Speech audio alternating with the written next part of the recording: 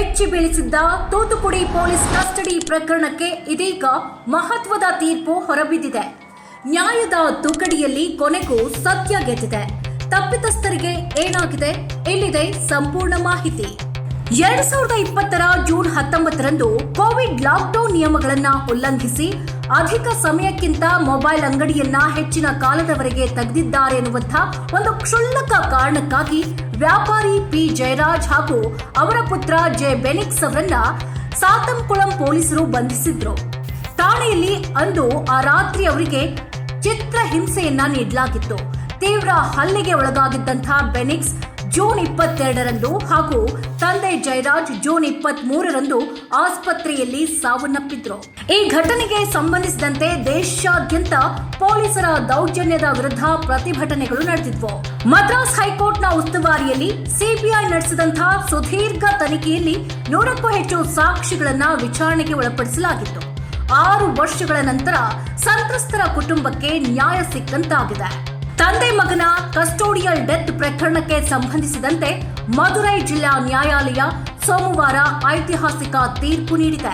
ವಿಚಾರಣೆಯ ಹೆಸರಿನಲ್ಲಿ ಅಮಾನವೀಯವಾಗಿ ಚಿತ್ರಹಿಂಸೆ ನೀಡಿ ಇಬ್ಬರ ಪ್ರಾಣ ತೆಗೆದ ಇನ್ಸ್ಪೆಕ್ಟರ್ ಸೇರಿದಂತೆ ಒಟ್ಟು 9 ಪೊಲೀಸರಿಗೆ ನ್ಯಾಯಾಲಯ ಮರಣದಂಡನೆ ಶಿಕ್ಷೆ ವಿಧಿಸಿದೆ.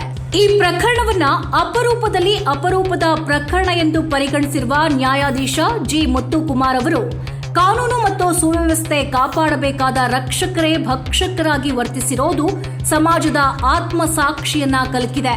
ಅಮಾಯಕರ ಮೇಲೆ ನಡೆಸಿದ ಈ ಹಲ್ಲೆಯನ್ನ ಓದಿದರೆ ಹೃದಯವೇ ನಡುಗುತ್ತದೆ ಅಂತ ತೀರ್ಪಿನಲ್ಲಿ ಉಲ್ಲೇಖಿಸಿದ್ದಾರೆ.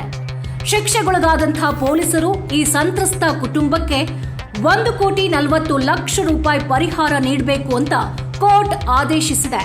ಇನ್ನು ಮರಣದಂಡನೆ ಶಿಕ್ಷೆಗೆ ಒಳಗಾದವರು ಇನ್ಸ್ಪೆಕ್ಟರ್ ಶ್ರೀಧರ್, ಸಬ್ ಇನ್ಸ್ಪೆಕ್ಟರ್ಗಳಾದ ಬಾಲಕೃಷ್ಣನ್ ಮತ್ತು ರಘು ಗಣೇಶ್, ಹೆಡ್ ಕಾನ್ಸ್ಟೇಬಲ್ಗಳಾದ ಮುರುಗನ್ ಮತ್ತು ಸ್ವಾಮಿ ದೊರೆ, ಕಾನ್ಸ್ಟೇಬಲ್ಗಳಾದ ಮುತ್ತುರಾಜ, ಚಲ್ಲದೊರೆ, ಥಾಮಸ್ ಫ್ರಾನ್ಸಿಸ್ ಮತ್ತು ವೇಲು ಗಲ್ಲು ಶಿಕ್ಷೆಗೆ ಗುರಿಯಾಗಿದ್ದಾರೆ.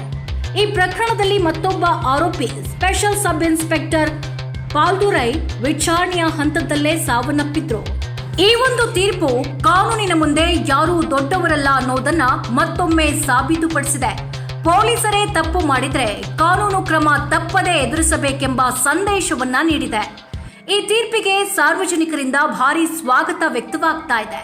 ಇನ್ನು ಸಂತ್ರಸ್ತರ ಕುಟುಂಬಕ್ಕೆ ಇಂದು ನ್ಯಾಯ ಸಿಕ್ಕಂತಾಗಿದೆ ಎನ್ನುವ ಅಭಿಪ್ರಾಯ ವ್ಯಕ್ತವಾಗ್ತಾ ಇದೆ.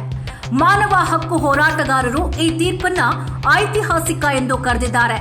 ಇಂತಹ ಘಟನೆಗಳು ಮತ್ತೊಮ್ಮೆ ಮರುಕಳಿಸಬಾರದು ಎನ್ನುವ ಎಚ್ಚರಿಕೆಯನ್ನ ಮದುರೈ ಕೋರ್ಟ್ ನೀಡಿದಂತಾಗಿದೆ. ನ್ಯಾಯ ವಿಳಂಬವಾದರೂ ಅನ್ಯಾಯವಾಗುವುದಿಲ್ಲ ಎಂಬುದಕ್ಕೆ ಇದು ಮತ್ತೊಂದು ಉದಾಹರಣೆ. ಕಾನೂನು ಕೈಗೆತ್ತಿಕೊಂಡವರಿಗೂ ಕಾನೂನು ಪಾಠ ಕಲಿಸಿದೆ ಈ ತೀರ್ಪು.